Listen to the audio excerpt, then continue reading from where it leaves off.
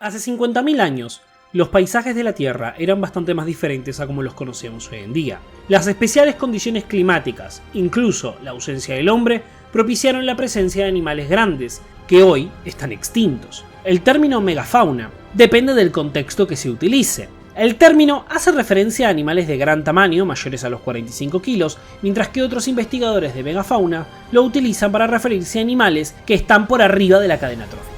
Sin embargo, la mayoría de la literatura científica utiliza este término para referirse a los enormes animales terrestres de tiempos prehistóricos, del Pleistoceno tardío hasta el Holoceno. Este periodo terminó cuando llegó la extinción de la megafauna del Cuaternario, que fue originalmente causada por ciclos glaciares, cambios climáticos, pero curiosamente también coincidió con la llegada de la población del Homo sapiens a lo largo de todo el planeta. Existieron increíbles animales que entran dentro de esta categoría: peces, aves, reptiles y sobre todo mamíferos, quienes durante este periodo de tiempo reinaban la Tierra tras la desaparición de los dinosaurios y otros grandes reptiles. De existir un animal el cual fuera el más representativo de la palabra megafauna, no quedaría duda que el mejor representante de esta sería el mamut primigenius, también conocido como mamut lanudo. Vivió hace 150.000 años en el Pleistoceno, con una longitud de 4 metros, una altura de 3.4 metros y 6 toneladas de peso. Fue de los mamíferos más reconocibles de la megafauna. Era un herbívoro gigante y era una especie adaptada al clima extremo de la edad de hielo. Tenía un pelaje grueso, hasta de 1 metro de largo, para protegerse del continuo frío. El mamut lanudo se concentraba en las praderas. En estas compartía sus alimentos con mastodontes, ciervos, entre otros como megaloceros, antílopes, y en zonas más al sur, como España, hasta con hipopótamos. También podría haber compartido el territorio con grandes carnívoros, como el oso de las cavernas. Este animal en su tiempo tuvo una distribución muy amplia, desde el sur de la península ibérica hasta Alaska, incluso atravesando el estrecho de Bering y el norte de Asia. A lo largo de esta gran distribución coexistió con varias especies del mismo género, entre ellas el mamut estepario o el mismísimo mamut colombino. Se cree que habitaban distintas subespecies repartidas por distintos hábitats. Se cree que iban desde bosques hasta zonas algo más áridas. La mayor parte de los mamuts se concentraban en praderas frías, que ellos mismos sostenían, dado a que sus excrementos actuaban como un fertilizante para estas mismas hierbas. Además, se cree que mantenían la estabilidad de los suelos, ya que su enorme peso mantendría el permafrost en su lugar, y a estos, a vivir en manadas, pastarían en estas zonas hasta que el alimento se agotase, emigrando a otras zonas con más vegetación. Hablando de animales famosos del Cenozoico y sobre todo de la megafauna, no puede faltar obviamente el Smilodon fatalis, el dientes tigre de sable. Este vivió hace 2.5 millones de años a lo largo de toda América y tenía una longitud de 2 metros, una altura de 1.3 metros y 340 kilogramos de peso. Fue uno de los mayores géneros de félidos de todos los tiempos, contando con unos increíbles caninos de 20 centímetros. El género apareció en Norteamérica a finales del Plioceno y se extendió por Sudamérica, donde alcanzó mayores tamaños. La fuerza de su mordida era relativamente débil, teniendo en cuenta que sus dientes eran muy frágiles. Probablemente se comería las partes blandas del cuello o de la nuca de sus presas. Incluso también podría comerse el vientre. Tenía un muy buen sentido del olfato. Se cree que eran más rápidos que los felinos actuales. Sus extremidades eran muy potentes. Las anteriores estaban dotadas de potentes músculos para luchar contra grandes presas y probablemente vería muy bien en la oscuridad, semejante a los felinos actuales. Antes que el gran Smilodon llegara a América del Sur, existían otros reyes del mambo. América del Sur, antes del gran intercambio biótico americano, estaba completamente aislada. Y ahí es donde reinaba otro tipo de rey. Kerenke Guillermoy vivió hace unos 15 millones de años, en el Mioceno, en lo que es Argentina. Una altura de 3 metros y 160 kilogramos de peso, Kerenke era un forurrácido, o mejor conocido como aves del terror. Los forurrácidos eran estas aves grandes no voladoras con largas extremidades traseras, pelvis estrechas, alas proporcionalmente pequeñas y cráneos enormes, con un pico ganchudo. Eran altos y comprimidos, sobre todo el Kerenke, el cual era el forurrácido más grande conocido. Kerenke se diferencia de otros forurrácidos en características como la longitud de su pico y un pequeño borde redondeado por encima de la cuenca del ojo. Se cree que los forráceos fueron los depredadores terrestres y o carroñeros más grandes que dominaron el Cenozoico en Sudamérica en ausencia de depredadores mamíferos que pudieran ocupar el mismo nicho ecológico, debido a que, Sudamérica estaba completamente aislada. Se cree que el Encke podía correr muy rápido, siendo capaz de perseguir animales pequeños. Tendrían cráneos muy rígidos y tiesos, lo que podrían utilizarlos para golpear a las presas, sobre todo las pequeñas, y luego tragárselas enteras. Con este pico lo apuntalarían tanto a presas pequeñas como a presas grandes, dándole repetidos golpes con el pico hasta matarlas.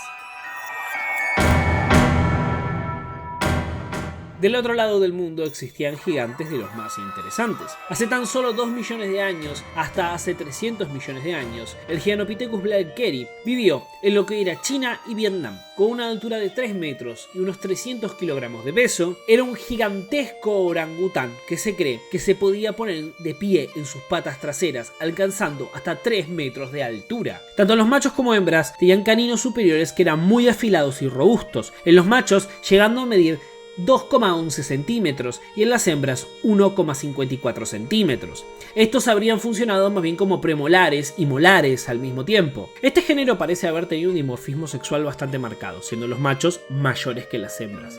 Además que se considera como la especie de primate más grande de toda la historia. Se ha encontrado bastante material vegetal adherido a sus molares, por lo que se sabe que era exclusivamente herbívoro, como los gorilas o los orangutanes actuales. Este primate prehistórico se alimentaba de bambú, pasto, moras, frutos caídos y tubérculos.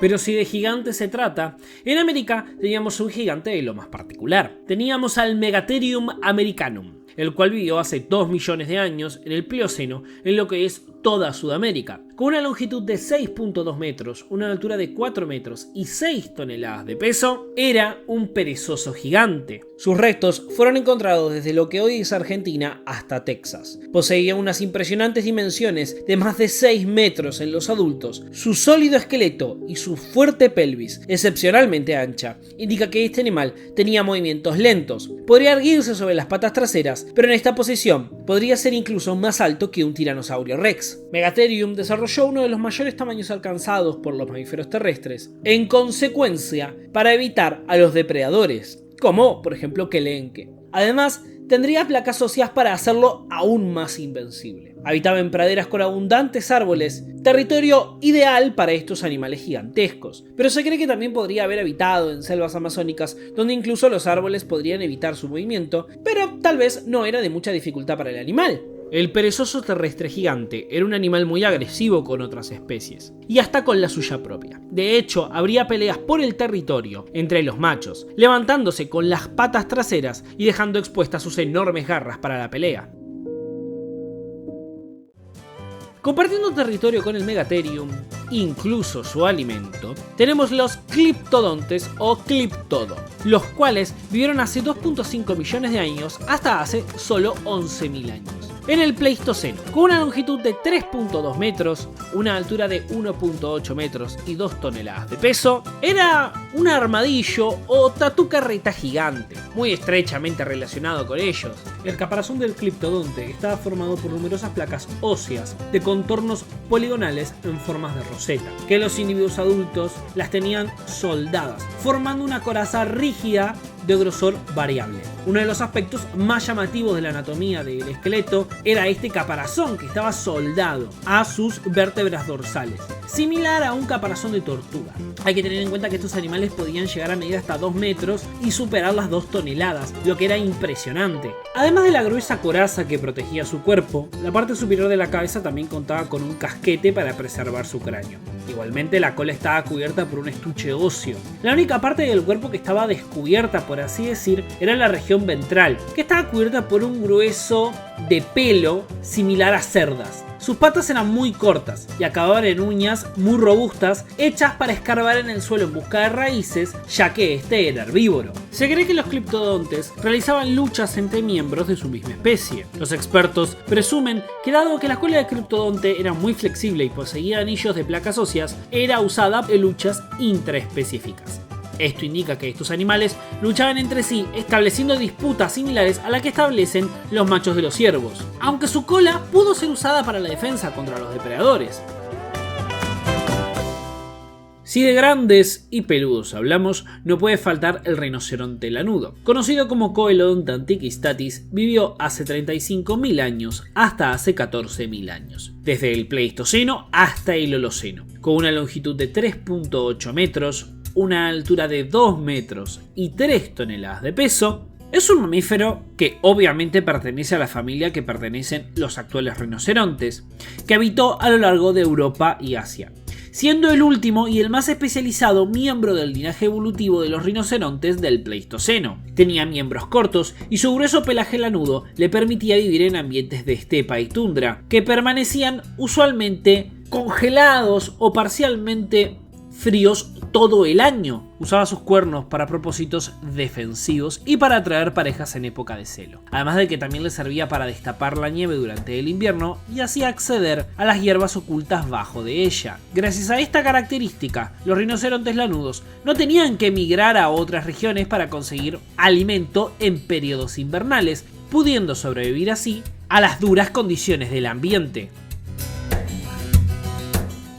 Aunque para mí, si hablamos de animales extraordinarios de la megafauna, un animal que no puede quedar afuera y es autóctono de América del Sur es Macrauchenia. Este vivió hace unos 14.000 años en lo que es América del Sur y con un largo de 3.7 metros y una altura de 2.3 metros, habitaba en las llanuras pampeanas, incluso en lo que hoy corresponde a la provincia de Buenos Aires, el sur de Santa Fe, parte de La Pampa, centro y sur de Córdoba y centro y sur de Entre Ríos, entre San Luis y otras provincias argentinas. Tenía 790 kilogramos de peso y era un animal muy extraño, sobre todo por su extraña fosa nasal. El género de Macrauchenia presentaba unas fosas nasales muy poco comunes. Su cráneo recuerda en este aspecto a los proboscideos, con los que no estaba relacionado. La abertura de las fosas nasales, que se encontraba frente a los ojos, en posición frontal, presentaba una formación de abertura elíptica, enfocada hacia arriba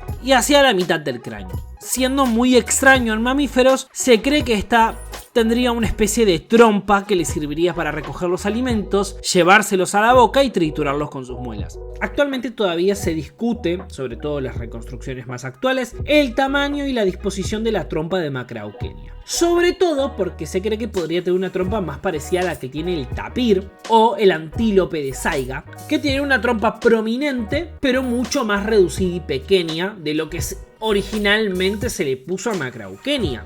Estas narices serían funcionales, pero no tendrían la utilidad o la misma función que tendrían en los proboscideos. Aparte de esto, tenía pies muy bien adaptados para terrenos pantanosos, donde solía vivir en grandes rebaños, como las llanuras sudamericanas. Estos rebaños eran similares a las que forman las actuales cebras. Es muy probable que las crías estuvieran cerca de las madres, dentro de los rebaños, protegidas por el mismo grupo.